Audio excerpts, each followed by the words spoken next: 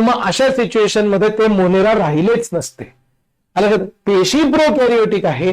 प्रोकॅरियोटिक पेशी म्हणजे अगदीच आदिम लेवलची, बेसिक लेवलची पेशी आहे, फार ऍडव्हान्स पेशी नाहीये. पण असे जे आहेत ह्यांच्यामध्ये मग भरपूर प्रकार असू शकतात. स्वतःच अन्न स्वतः बनवणारे, स्वतःच अन्न स्वतः बनवू न शकणारे, सायनोबॅक्टेरिया, ब्लू ग्रीन अल्गाय, असे भरपूर त्याच्यामध्ये काय आहेत कॅटेगरीज असू शकतात. लक्षात रूल आहे पण ते प्रोकॅरियोटिकच असायला पाहिजेत. बाकी ते एक पेशी असायला पाहिजे असा रूल नाहीये. तो जनरल गुणधर्म आहे की हा ह्याच्यातले 99% जण एक पेशी आहेत. ओके, ह्याच्यामधले मेजॉरिटी जण हेटेरोट्रॉपिक आहेत. हा पण एक जनरल ऑब्झर्वेशन आहे, पण तो रूल नाही. रूल काय, फक्त प्रोकॅरियोटिक असायला पाहिजे, देन इट इज मोनेरा. विषय संपला. कारण उरलेल्या चारही सृष्टी ज्या आहेत ह्या युकॅरियोटिकच्या मध्ये. ओके सर, लक्षात आलं आमच्या की अशा पद्धतीचा भाग जो आहे हा ह्याच्यामध्ये काय आहे आपल्याला दिसून येतो. आलं लक्षात? ओके, येस, आहे की नाही? सोपं आहे, समजण्यासारखं आहे का रे पोरं? हो, आलं लक्षात? Okay, yes. त्याच्यानंतर जीवाणूंना त्यांच्या आकारानुसार 4 श्रेणींमध्ये वर्गीकृत केलं जातं. आलं लक्षात? ओके, आकारानुसार. आलं लक्षात? ओके, एक आहेत सर्क्युलर कॉकस. आलं लक्षात? गोलाकार कॉकस असं त्यांना म्हणलं जातं. एकच सेकंद थांबा. हा, पांडुरंग विठ्ठल, त्यांची इंग्लिश नावं पण देतो मी. इंग्लिश नावं लिहून ठेवले तिकडे.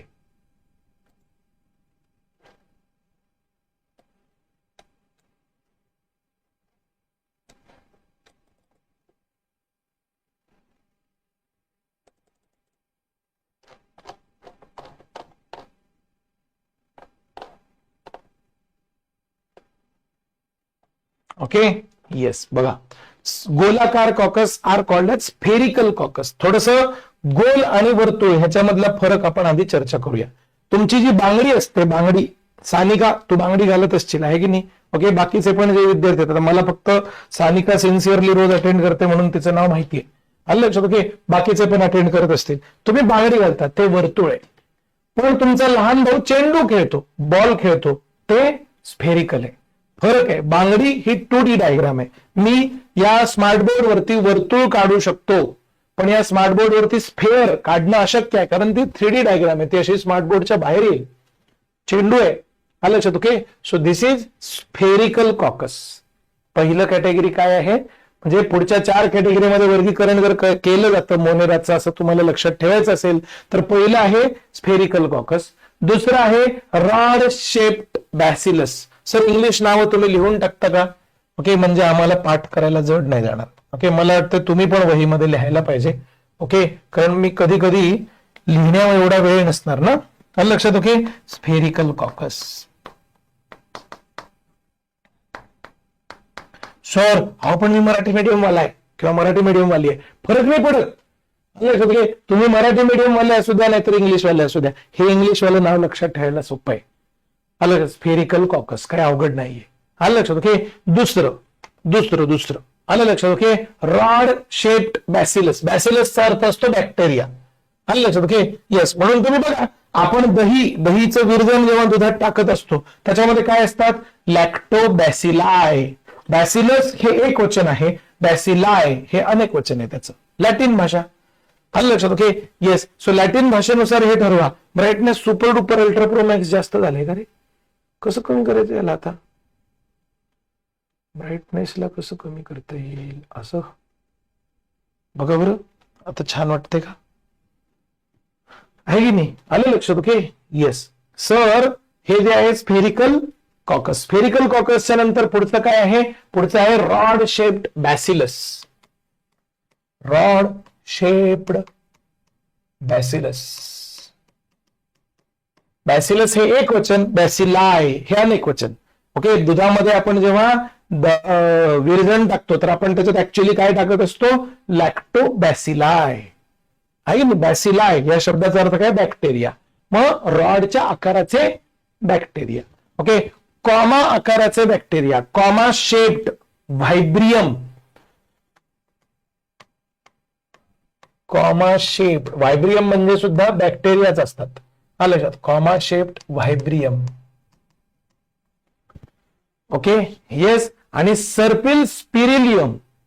ओके, सर्पिलला आपण म्हणायचं स्पायरल.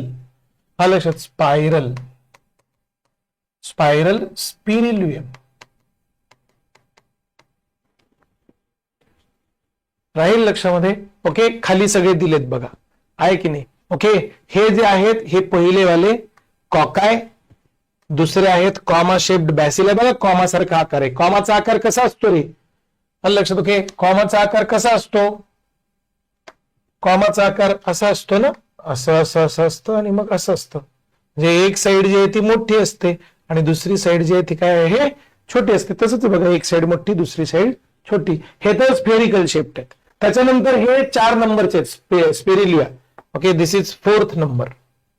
अंडू कुठे, लक्षात. Okay, yes, this is 4th number spirilla. Okay, yes, आणि दिस इज 3rd नंबर व्हायब्रेटो. आलं लक्षात. ओके, येस, कॉमा आकाराचे व्हायब्रेटो. आलं लक्षात. ओके, सॉरी, हे रॉड शेप्ड आहेत. आलं लक्षात. ओके, हे रॉड शेप्ड आहेत. हे कॉमा आकाराचे आहेत बघा, कॉमाच्या आकाराचे असे. आलं लक्षात, कॉमाच्या आकाराचे आहे की नाही.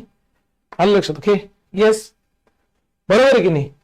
सो असे 4ही प्रकारचे बॅक्टेरिया तुम्हाला माहिती असले पाहिजे. कॉकाय, बॅसिलाय, स्पिरिलिया, व्हायब्रेटो. कुठल्या कॅटेगरीमध्ये येतात हे येतात सर मोनेरा नावाच्या पहिल्या सृष्टीमध्ये. आलं लक्षात. ओके, येस, मोनेराच्या नंतर पुढची सृष्टी नाही अजून. ह्याच्यामध्येच काही जीवाणू ऍटोट्रॉफिक असतात, म्हणजे ते स्वतःच्या अन्नाचं संश्लेषण स्वतः करतात. फोटोसिंथेसिस म्हणा, केमोसिंथेसिस म्हणा, 2 मार्ग आहेत. ते प्रकाश संश्लेषक ऍटोट्रॉफिक किंवा केमोसिंथेटिक ऍटोट्रॉफिक असतात. फोटोसिंथेसिस म्हणजे सूर्याच्या उजेडाची ऊर्जा अन्नामध्ये रूपांतरित करतात. लक्षात घे. आणि केमोसिंथेसिस म्हणजे एखादा ज्वालामुखी वगैरे असेल किंवा एखादी केमिकल रिएक्शन असेल, त्या केमिकल रिएक्शन मधून जी ऊर्जा निघते त्या ऊर्जेला ते काय करत असतात, संश्लेषित करत असतात. समजलं. आलं लक्षात. ओके, येस, अशा पद्धतीचे हे लोक जे आहेत ते काय आहेत असू शकतात. So chemosynthetic, photosynthetic. प्रतिक्रियांमधून प्राप्त झालेल्या ऊर्जेचा वापर करून सजीवांकडून सेंद्रिय संयुगांचं चयापचय, संश्लेषण, निर्मिती होते. ग्लुकोज तयार करतात. एटीपी म्हणून एक केमिकल आहे. तुम्हाला काय ते केमिकल दिसायला कसं दिसतं वगैरे नका, फक्त नाव लक्षात ठेवा की एटीपी तयार होतो. What is ATP, adenosine triphosphate. नाव सर लॉंग फॉर्म नाही लक्षात राहतं, हरकत नाही, टेन्शन घ्यायचं नाही. एवढंच लक्षात ठेवा की ते सूर्याच्या उजेडात काहीतरी तयार करतात. फूड आहे त्यांचं ते, मग ते काय पण असू दे. काहींचं फूड ग्लुकोज असतं, काहींचं फूड एटीपी असतं. जे काय असेल ते त्यांचं फूड तर तयार करतात. जे स्वतःचं फूड स्वतः तयार करतात त्यांना म्हणायचं ऍटोट्रॉफिक. प्रकाशामध्ये जे म्हणजे काय म्हणतात त्याला, उजेड तयार करतात त्यांना म्हणायचं फोटो ऍटोट्रॉफिक. आणि जे प्रकाशाची गरज नाही, नुसती केमिकल रिएक्शन जरी त्यांच्या आजूबाजूला कुठेतरी होत असली, एक ठराविक टाईपची केमिकल रिएक्शन, तरी त्यांना चालतं, ते केमो ऍटोट्रॉफिक. आलं लक्षात. ओके, येस सर, समजलं आम्हाला. Arch bacteria. आलं लक्षात. ओके, आर्च बॅक्टेरिया म्हणजे काय. आर्च बॅक्टेरिया, आर्च हा शब्द इंग्रजी भाषेमध्ये आला. आता भाषिक वैशिष्ट्य बघा, इथं बायोलॉजीचा काही प्रश्नच नाहीये. जनरली आपण म्हणताना काय, he is my arch enemy. Arch enemy म्हणजे अगदी कट्टर शत्रू येतो माझा. आलं सर. जर मी तेच म्हणलं he is the arch bacteria, अगदी कट्टर बॅक्टेरिया येतो, किती पण कठीण परिस्थितीत टाका टिकून राहतो. कट्टर हा शब्द जेव्हा वापरायचा असतो इंग्रजी भाषेमध्ये तेव्हा आर्च हा शब्द येत असतो. आलं लक्षात. आर्च बॅक्टेरिया म्हणलं, आर्च बॅक्टेरिया जे आहे ते काय आहेत, आलं लक्षात. ओके, हे त्याच्यामध्ये काय असतं, एकदम कट्टर परिस्थितीमध्ये राहणारे बॅक्टेरिया असं त्यांना म्हणावं लागेल. आलं लक्षात. ओके, सर्वात कठोर अधिवासामध्ये राहतात, जसं की अत्यंत खारट प्रदेश, हॅलोफाइल्स. ओके, गरम झरे, थर्मो ऍसिडोफाइल ज्याला आपण म्हणूया. आलं लक्षात. ओके, कुठे रॅन्डम, बापरे, म्हणजे तुम्ही इमॅजिन करा, गरम झरे म्हणजे जिथे ज्वालामुखीचे तिथले झरे असतात ना त्याच्यामध्ये सापडतात हे थर्मो ऍसिडोफाइल. भयंकर आहेत हे. आलं लक्षात. ओके, त्याच्यानंतर अत्यंत खारट प्रदेश, जिथं अजून कोणताच सजीव टिकू शकत नाही, इतका खारटपणा आहे त्या पाण्यामध्ये, तिथं हे हिरो राहतात, हॅलोफाइल्स. आलं लक्षात. ओके, अयो बापरे, त्याच्यामध्ये राहणारे बॅक्टेरिया जे ते आर्च बॅक्टेरिया. दलदलीचे क्षेत्र जगण्यासाठी काय सुटेबल नसते ती, काय दलदलीचं क्षेत्र काय फार. हा, दलदलीच्या क्षेत्राच्या ताबडतोब बाहेर मात्र जगण्यासाठी छान जागा असते, पण दलदलीच्या आतमध्ये मात्र जगू शकत नाही, तिथं पण हे राहतात. आलं लक्षात? ओके, येस, आहे की नाही? सो असं त्यांच्यामध्ये काय म्हणतात त्याला, आपण मुद्दा जो आहे तो सांगू शकतो. आलं लक्षात? Okay, yes. प्रत्यक्षामध्ये म्हणजे काय म्हणतात त्याला, हे जे मार्शी एरियाज मध्ये राहणारे जे हे आहेत ना, हे माणसाच्यासाठी खूप युजफुल असलेले सूक्ष्म जंतू आहेत बरं.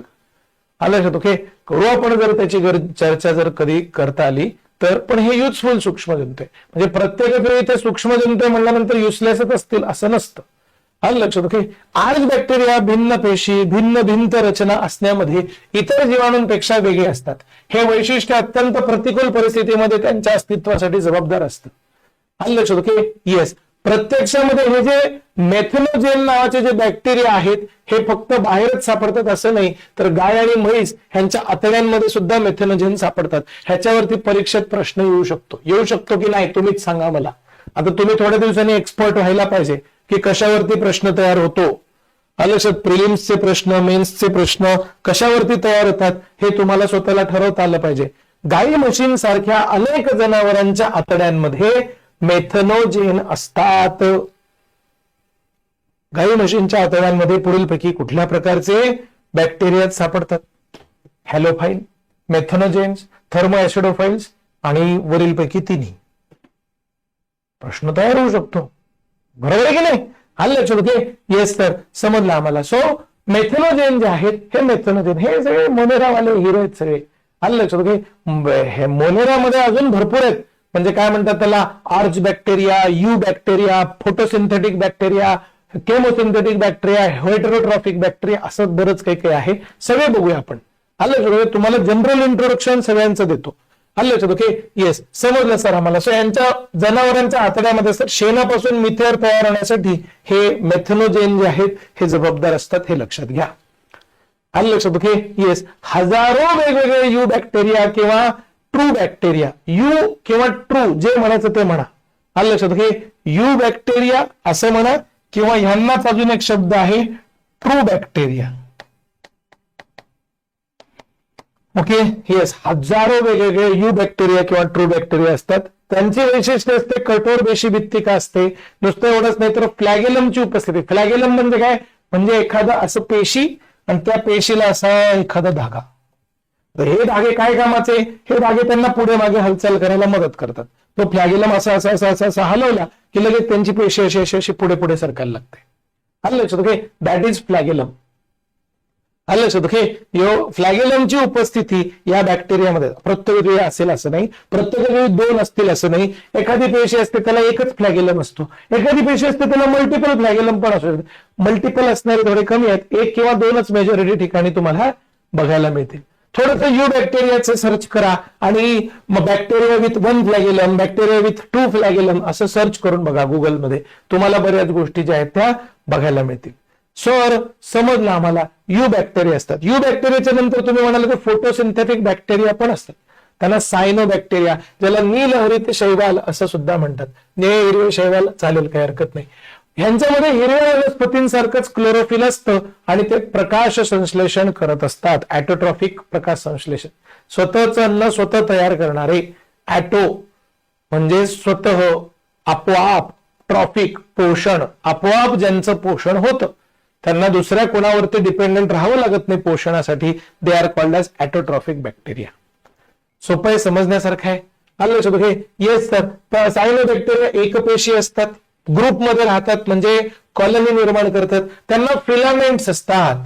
आलं लक्षात? ओके, नुसतं एवढंच नाही तर गोड्या पाण्यामध्ये, समुद्राच्या पाण्यामध्ये, आलं लक्षात? ओके, जिथं पाणी स्थिर थांबलेलं आहे अशा स्थिर स्टॅग्नेटेड वॉटरमध्ये, आलं लक्षात? ओके, हे काय करतात, त्यांच्या कॉलनीज जे आहेत ते निर्माण करतात.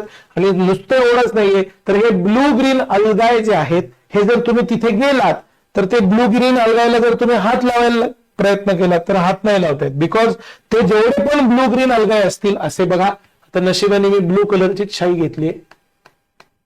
असे ब्लू ग्रीन अल्गाय कॉलनीमध्ये राहतात, खूप सारे एकत्र राहतात. त्यांना काही पोषणासाठी कोणाच्यावरती डिपेंडंट राहावं लागत नाही, फोटोसिंथेसिस करत असतात.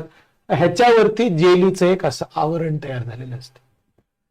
ह्यांच्या कॉलनीवरती एका बॅक्टेरियावरती सेपरेट आवरण असतं का? नाही, एका बॅक्टेरियावरती नाही.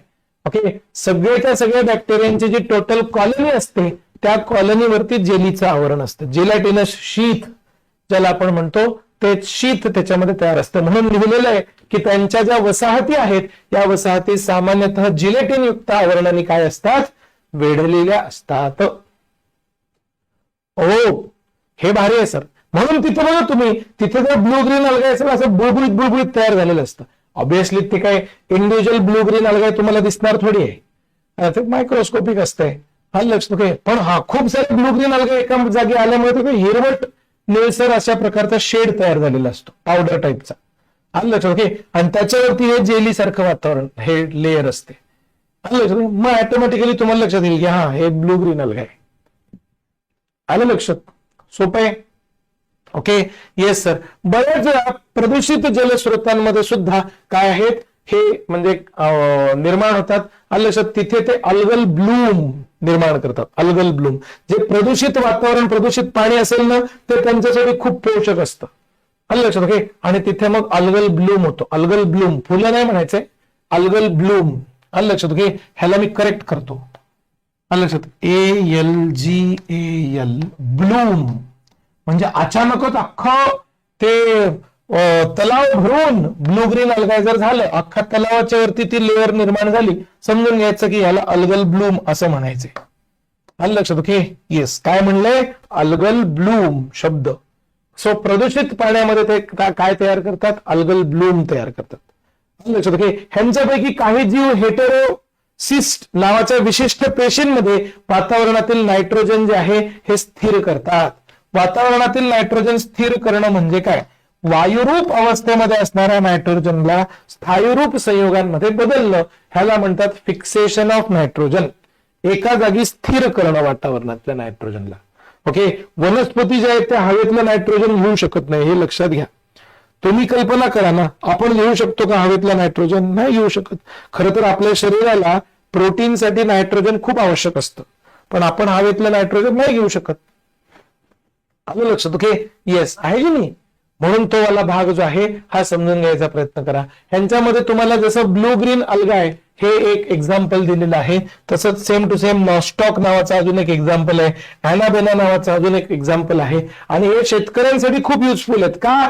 कारण हवेतलं नायट्रोजन घेतात आणि जमिनीमध्ये त्याचं खत तयार करून टाकतात, त्याचं नायट्रेट्स मध्ये, नायट्राइट्स मध्ये रूपांतर करतात. आलं लक्षात? घे. आणि मग वनस्पती ते सगळं शोषण करून घेऊ शकतात. उद्या चलून तुम्हाला पर्यावरण या विषयामध्ये नायट्रोजन सायकल, कार्बन सायकल अशा बऱ्याचशा गोष्टी ज्या आहेत त्या होणारच आहेत बेटा. आलं लक्षात? ओके. तेव्हा तुम्ही आवर्जून ते बघालच. आलं लक्षात? Okay, yes. सो हा सगळा भाग जो आहे हा तुम्हाला काय आहे लक्षात.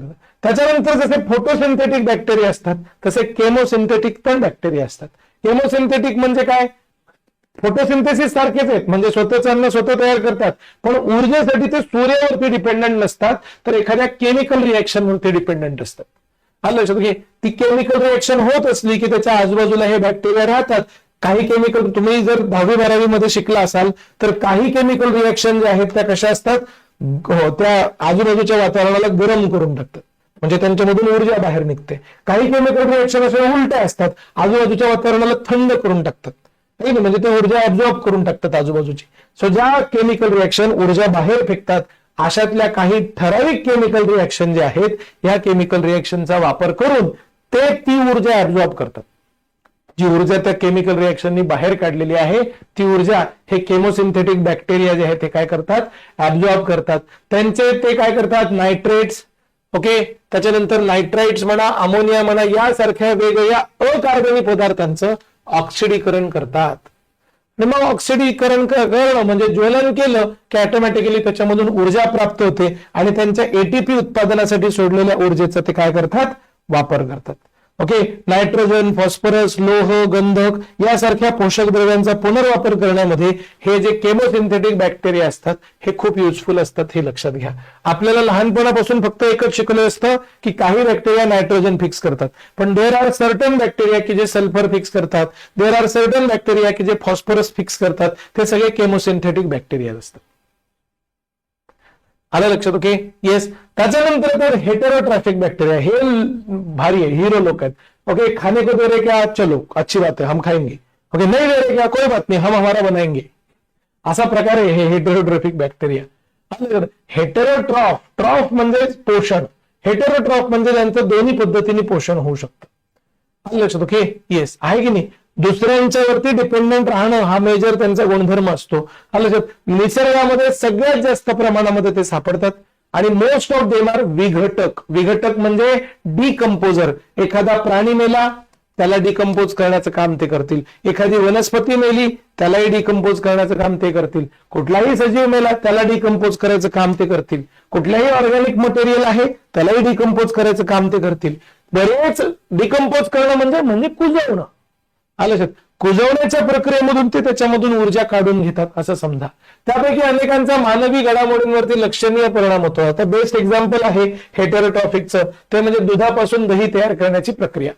दुधामध्ये लॅक्टोज नावाची साखर असते, त्या साखरेचा डायरेक्ट वापर करतात हे बॅक्टेरिया आणि त्याचं रूपांतर त्या लॅक्टोजचं ते लॅक्टिक ऍसिड मध्ये करून टाकतात, म्हणजे ज्वलन करतात त्या लॅक्टोज नावाच्या साखरेचं. एनर्जी मिळते त्यांना, ते मस्त जगत राहतात. आलं लक्षात? ओके, येस, आहे की नाही. फोन आला मला, एक सेकंड थांबा मुलांना.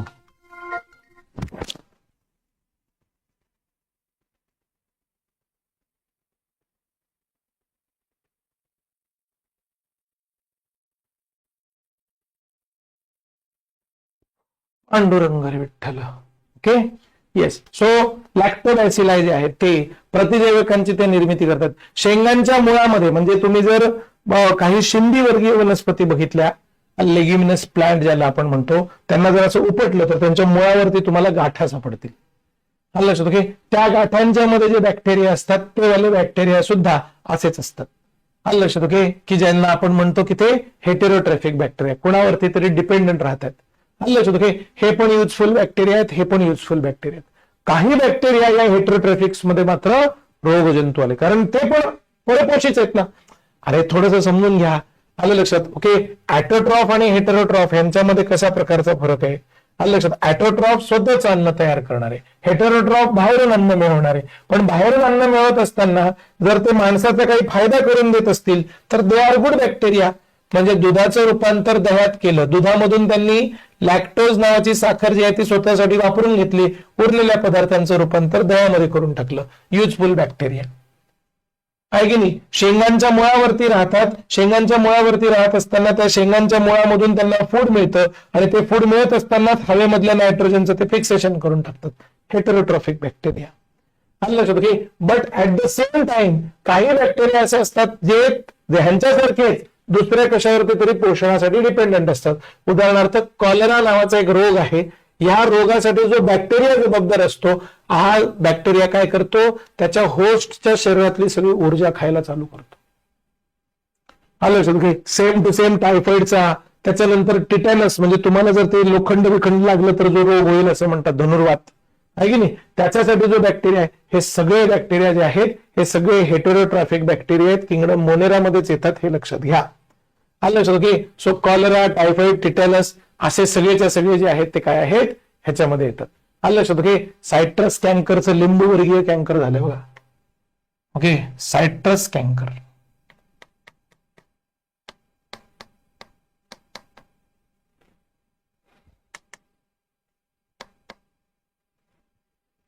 हे वेगवेगळ्या जीवाणूंच्यामुळे होणारे काय आहेत, ज्ञात रोग आपल्याला माहिती आहेत. हे जे सगळेच्या सगळे मोनेरावाले हिरो लोक आहेत, ह्यांचं रिप्रोडक्शन कसं होतं, ह्यांचं रिप्रोडक्शन जे आहे हे फिशन नावाच्या प्रक्रियेतून होत असतं. फिशन म्हणजे काय, विखंडनाच्या द्वारे होणारं पुनरुत्पादन.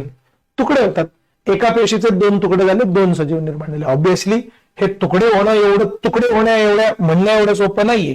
आलं लक्षात? कारण दोन्ही तुकडे झालेल्या पेशी जिवंत पण राहिल्या पाहिजेत. सो ऑब्व्हियसली ती प्रक्रिया जी आहे ही विखंडनाची बेसिक प्रक्रिया वापरली आणि ते बॅक्टेरिया असतील तर त्यांचं तशा पद्धतीने विभाजन होतं. दुसरा अजून जो आहे तो म्हणजे काय म्हणतात त्याला, आलं लक्षात? होते तर ते स्पोर्स नावाचा प्रकार आहे. ह्यांच्यामधले काही जे आहेत हे काय आहेत, आलं लक्षात? ओके, म्हणजे काय म्हणतात त्याला, सजीव जे आहेत जेव्हा ह्यांना लक्षात येतं की यार आजूबाजूला आपल्या सुटेबल परिस्थिती नाहीये जगण्यासाठी, तर मग ते काय करतात, स्पोर्स तयार करतात. स्पोर म्हणजे एक प्रकारे बियाणं असतं यांचं, ते उडत जाईल किंवा एखाद्या कुठे पाण्यामध्ये वाहत जाईल आणि जिथे सुटेबल कंडिशन असेल तिथे मग त्या स्पोर पासून परत तो सजीव निर्माण होतो. म्हणजे एक प्रकारे बियाणं असतं त्यांचं. ओके, फंगस असतात ना, ते फंगस पण स्पोअरनेच पसरत असतात, हे लक्षात घ्या. आलं लक्षात? Okay, yes. त्याच्यानंतर नुसतं स्पोर्सच नाही तर मायकोप्लाझ्मा म्हणून अजून एक प्रकार असतो, मायकोप्लाझ्मा. स्पोर्सच्या व्यतिरिक्त अजून एक प्रकार आहे त्यांच्या, म्हणजे ह्यांच्यामध्ये एक सेक्शुअल रिप्रोडक्शन सारखा प्रकार जो आहे तो पण बघायला मिळतो. आलं लक्षात? पण तो खूपच क्रूड लेवलचा आहे. आलं लक्षात? ओके, येस, आहे की नाही? एक प्रकारे लैंगिक पुनरुत्पादन करण्यासारखं उत्पादन सुद्धा ह्याच्यामध्ये काय आहे दिसतं, पण ते खूपच क्रूड आहे, त्याच्यामुळे त्याची फार चर्चा नाही. तुम्ही बेसिकली लक्षात ठेवायचा प्रयत्न करा की विखंडन आणि स्पोरिफिकेशन म्हणजे स्पोर तयार करणे. आलं लक्षात? ओके, येस, बीजाणू, स्पोरला मराठीमध्ये शब्द आहे बीजाणू. बीजाणू तयार करणे ह्याच्या माध्यमातून सुद्धा त्यांचं प्रजनन जे आहे ते होत असतं. आलं लक्षात? ओके, येस, समजलं आम्हाला. त्याच्यानंतर एक ठराविक प्रकारचे जीवाणू ह्यांच्यामध्ये सापडतात मोनेरामध्ये, त्यांचं नाव आहे मायकोप्लाझ्मा. मायकोप्लाझ्मा हे असे जीव आहे त्यांच्यामध्ये पेशी भित्तिकाच नसते, पेशी भित्तिकाच नाही डायरेक्टली.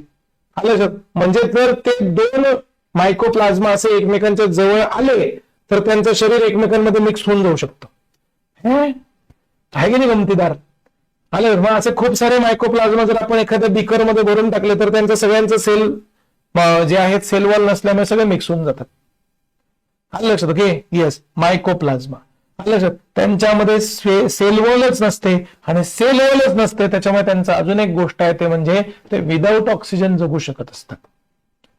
आलं लक्षात? Okay, yes. आणि सगळ्यात महत्वाचं म्हणजे हे मायक्रोप्लाझ्मा जे आहेत हे रोगजनक असतात, खूप सारे रोगजनक असतात. वनस्पतींमध्ये, प्राण्यांमध्ये, वेगवेगळ्या प्राण्यांमध्ये, वेगवेगळ्या वनस्पतींमध्ये वेगवेगळ्या प्रकारच्या रोगाचं कारण असतात. पण हे सगळे मायकोप्लाझ्मा जे आहेत ते काय आहेत? किंगडम मोनेरामध्ये येतात. आलं लक्षात? काय शिकलो आपण किंगडम मोनेरा शिकलो. या किंगडम मोनेरामध्ये भरपूर प्रकारचे बॅक्टेरियाज असतात असं आपल्याला समजलं. बेसिक गुणधर्म एकच आहे की यांची सगळ्यांची सेल जी आहे ही प्रोकॅरियोटिक सेल असते. यांच्यामध्ये आर्च बॅक्टेरिया नावाचे, आर्च बॅक्टेरिया म्हणजे एकदम कट्टर बॅक्टेरिया, कुछ भी हो जाए हम जिंदा रहेंगे. आलं लक्षात? काय? कुछ भी हो जाए. आपण म्हणतो ना इंग्लिश मध्ये शब्द आहे आर्च एनिमी. आर्च एनिमी म्हणजे कट्टर दुश्मन आहे तो माझा. आलं लक्षात? तसा आर्च बॅक्टेरिया आहे म्हणजे कट्टर बॅक्टेरिया, काय जरी झालं तरी जिवंत राहणार. आलं लक्षात? त्याच्यानंतर दुसरे आपण बघितले यू बॅक्टेरिया, बघितले की नाही? Okay, you bacteria. मग बघितले काय ॲटोट्रॉफिक बॅक्टेरिया. त्या ॲटोट्रॉफिक मध्ये दोन बघितले, फोटोसिंथेटिक आणि केमोसिंथेटिक. आठवते की नाही? आलं लक्षात? Okay, yes. त्याच्यानंतर बघितले हेटेरोट्रॉफिक बॅक्टेरिया. ॲटोट्रॉफिकच्या नंतर हेटेरोट्रॉफिक बघितले. हेटेरोट्रॉफिक मध्ये युजफुल, माणसाला दही बिही बनवून देतात, आहे की नाही? ओके, आज तर संडे आहे, मला माहिती आहे तुमच्या घरी काय बनवणार आहेत ते. मस्तपैकी दह्याची चटणी पण असणार त्याच्यामध्ये, आहे की नाही? So heterotrophic. जे हॉस्टेलवाले पोरात वाईट वाटून घेऊ नका, तुम्ही रोज बाहेर खाता हे माहिती आहे मला. आलं लक्षात? ओके, रोज बाहेर चटणी घेऊन खाता. ओके, एक्स्ट्रा सांबार पण मागता तुम्ही, आहे की नाही? पण दही वगैरे तयार करण्यासाठी युजफुल हेटेरोट्रॉफिक मध्ये. आणि रोगवाले, कॉलरा बिलरावाले. आलं लक्षात? रोगजनक. आलं? हेटेरोट्रॉफिक वगैरे जसे बघितले तसे अजून एक बघितलं ते म्हणजे त्यांच्यामध्ये पुनरुत्पादन कसं होतं ते कॅटेगरी नाही, मायकोप्लाझ्मा, आहे की नाही? नाव मायको आहे, खरं बघायचं झालं तर मायको हा शब्द फंगस साठी वापरला जातो बरं का. आलं लक्षात? ओके, पण हे मात्र फंगस नाही आहेत, हे मोनेराच आहेत. आलं लक्षात? ओके, सो मायकोप्लाझ्मा हे पण बघितलं. हे सगळा पार्ट आपण मोनेराच्या बद्दल काय केला? समजून घेतला. बरोबर आहे? आलं लक्षात? ओके, मोनेराच्या बद्दल काय केला? समजून घेतला. आता पुढचा किंगडम आहे तो किंगडम घेऊया. त्या किंगडमचं नाव आहे किंगडम प्रोटिस्टा. कुठे गेला बघा इथं. पुढच्या पानाचं टायटल खाली काय येतं काय माहिती? ओके, पुढच्या पानावरती यायला काय झालं होतं या ओळीला, पण जाऊ दे आता, आली इथंच. प्रोटिस्टा. प्रोटिस्टा हे टायटल इथं असायला पाहिजे होतं. मी टाकून देऊ का हातानी? Okay, protista. सर एखाद्या बॉक्सिंग चॅम्पियनचं नावासारखं वाटतं सर, बटिस्टा, चा प्रोटिस्टा, आहे की नाही? ओके, हे बॉक्सिंग वालेच आहेत बॅक्टेरिया.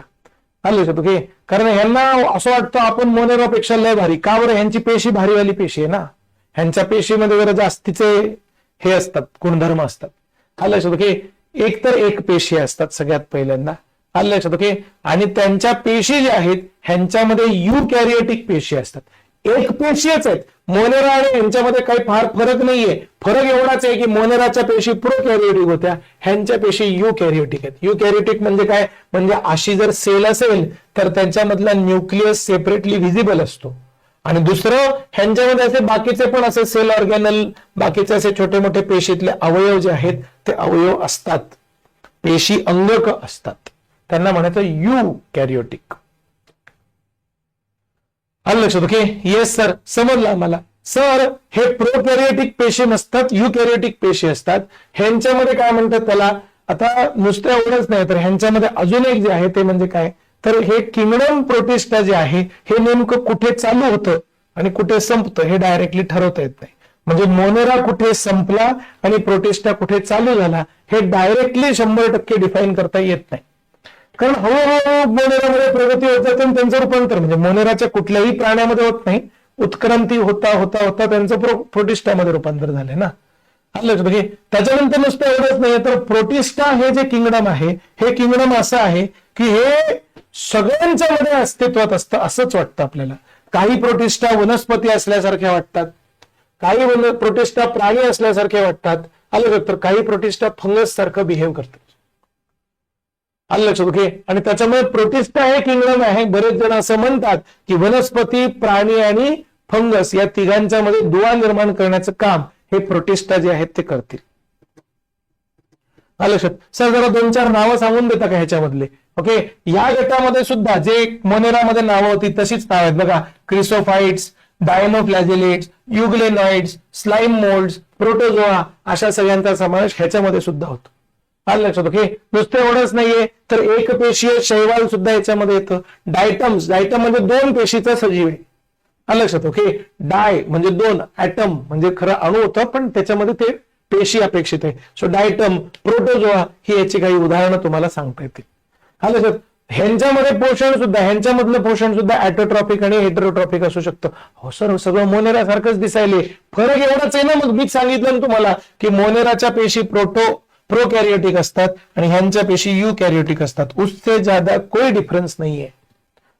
मोनेराच्या पेशींमधला न्यूक्लियस सेपरेटली दिसत नाही, ह्यांचा न्यूक्लियस मात्र सेपरेटली दिसतो. एवढाच काय तो फरक. आलं लक्षात. ओके. येस सर, समजलं आम्हाला. प्रोटिस्टांच्या बद्दल अजून एक खास सांगू शकतो तुम्ही, ते म्हणजे हे प्रामुख्याने जलचर असतात.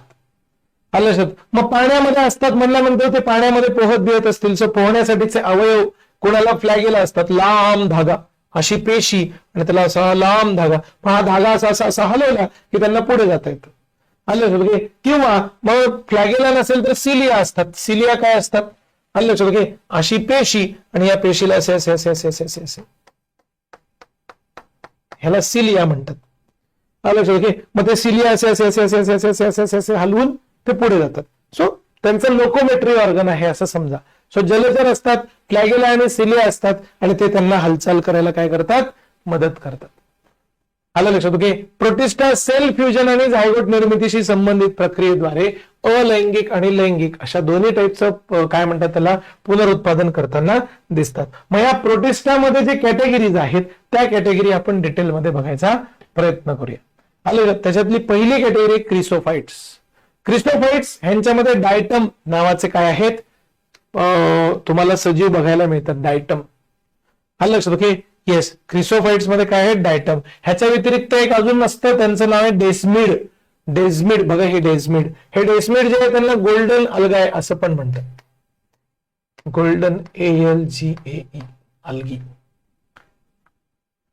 आलं लक्षात. हे डेस्मिड हे ह्यांच्यामध्ये सापडतात. त्यांच्यापैकी बहुतेक प्रकाश संश्लेषक असतात. तुम्ही नीट लक्षात घ्या, गोल्डन कलर त्या ह्याला जेव्हा प्राप्त होतो तो एकदम पिवळसर रंगामधून प्राप्त होत असतो आणि पिवळा रंग आणि हिरवा रंग एकमेकांना खूप क्लोज आहेत. आलं लक्षात. ओके. त्याच्यामुळे हे जे डेस्मिड जे असतं ते स्वतःच अन्न स्वतः तयार करू शकतात. आलं लक्षात. ओके. येस. त्याच्यानंतर नुसतं एवढंच नाही तर हे स्वतःच अन्न स्वतः तयार तर करतातच करतात, पण डायटम नावाचे जे जीव आहेत, हे डायटम नावाचे जीव समुद्रामधले सगळ्यात मुख्य उत्पादक आहेत हे लक्षात घ्या. ते आहेत मायक्रोस्कोपिक, 2च पेशींचे बनलेले असतात पण ते अब्जोच्या संख्येने असतात, अब्जोच्या संख्येने. डायटमच्या बद्दल एक गमतीदार गोष्ट सांगू का तुम्हाला?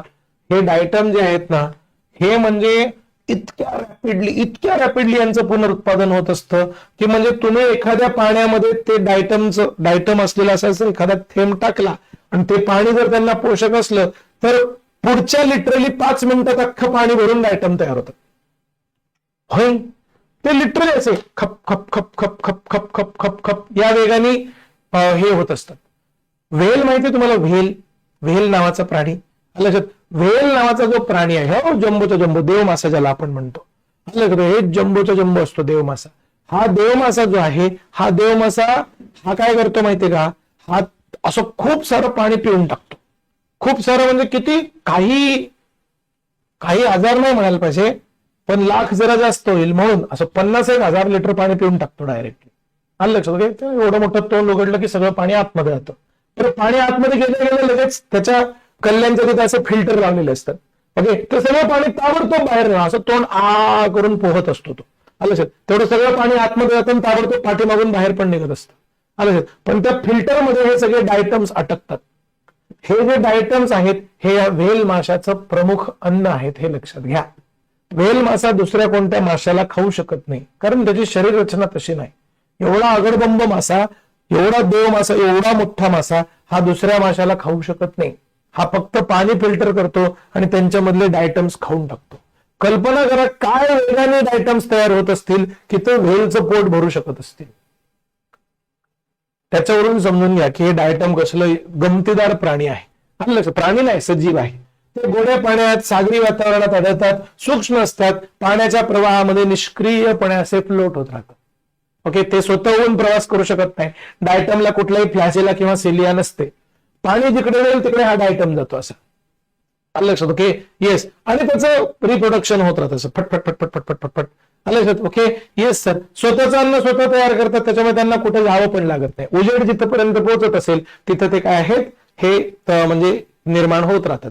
डायटम मध्ये पेशीच्या भिंती 2 पातळ ओव्हरलॅपिंग शेल तयार करतात. भिंती सिलिकाने बांधलेल्या असतात आणि त्यामुळे भिंती अविनाशी असतात. आलं लक्षात? असं त्यांना म्हणायला पाहिजे. आलं लक्षात? Okay, diatoms cell walls are just 2 overlapping shells. The walls are embedded with silica and thus the walls are indestructible. तुटत नाही डायटमच्या वॉल्स.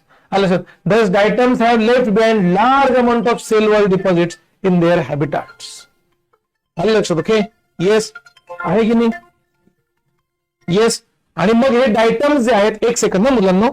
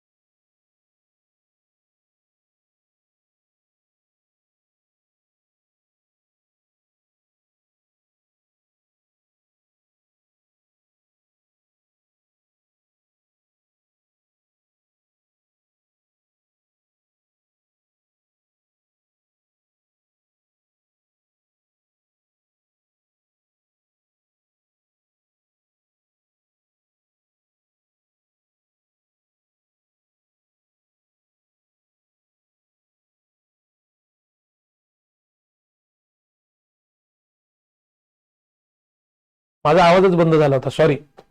अरे पांडुरंग, किती वेळ बंद होता रे आवाज? एक सेकंद. हा हा, किती वेळ बंद होता बेटा आवाज? सानिया, खूप वेळ बंद होता का? तू 9:40 ला मेसेज टाकला, आता 9:42 झालेत. आलं लक्षात? ओके, हा, थँक्यू बेटा सानिका. ओके, येस, बरं, 2 मिनिटं गेलं असेल असं वाटतं. 2 मिनिटांमध्ये मी काय सांगितलं? तर मी तुम्हाला एवढंच सांगितलं की असतात असे डायटम, ठीक आहे, डायनोफ्लॅजेलेट्स पण असतात. आपण किंगडम प्रोटिस्टा बघतोय हे विसरू नका, असं पण मी तुम्हाला म्हणालो. आलं लक्षात? हे जीव प्रामुख्याने सागरी आणि प्रकाश संश्लेषक असतात, हे पण मी तुम्हाला काय केलं? सांगितलं.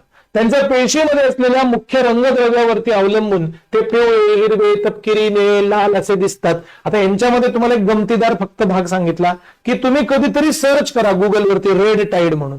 इतक्या प्रचंड वेगाने हे डायनोफ्लॅजेलेट जे त्यांचं प्रजनन होत असतं की समुद्राच्या त्या लाटा आहेत ना, त्या लाल दिसायला लागतात डायरेक्ट. असं वाटतं काहीतरी एकदम लाल रक्तानी भरलेल्या लाटा आहेत. तसं नसतं ते, हे डायनोफ्लॅजेलेट्स असतात.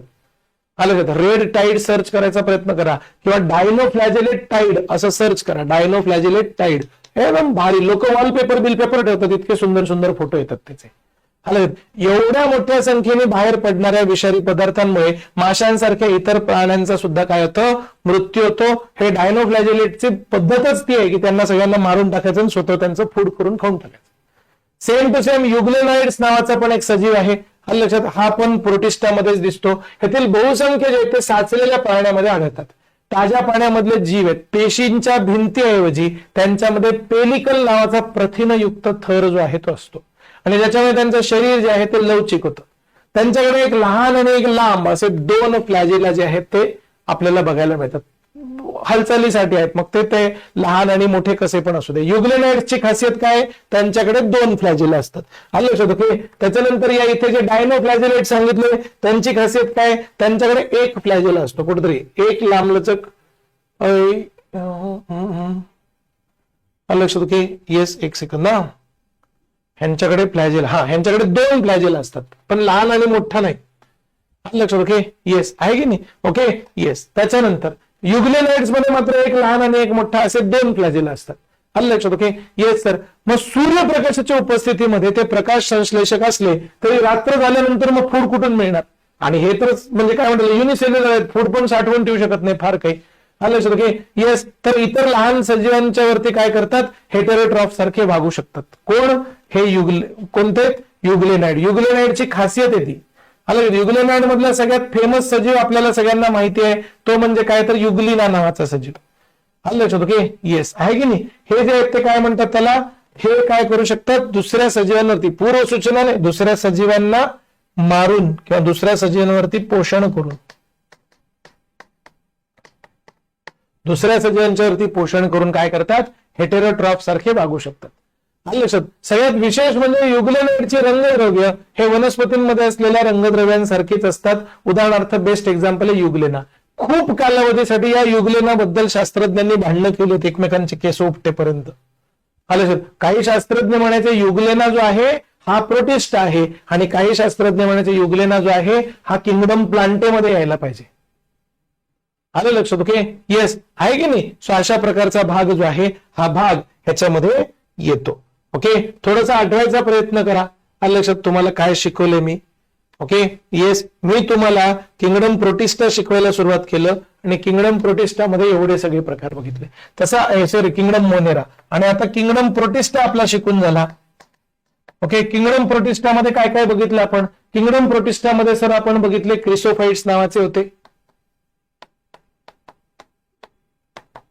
ओके, आहे की नाही? क्रिसोफाइट्स. क्रिसोफाइट्सच्या नंतर काय बघितले? डायनोफ्लॅजेलेट्स बघितले.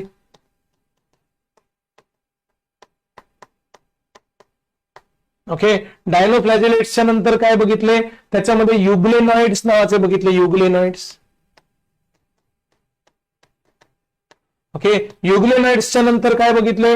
युग्लेनॉइड्सच्या नंतर बघितलं नाही, पण तुम्हाला फक्त एक एक्स्ट्रा माहिती देऊन ठेवतो की प्रोटिस्टामध्ये स्लाइम मोल्ड नावाचा पण एक प्रकार येतो. स्लाइम मोल्ड एक प्रकारची बुरशी मानली जाते तिला.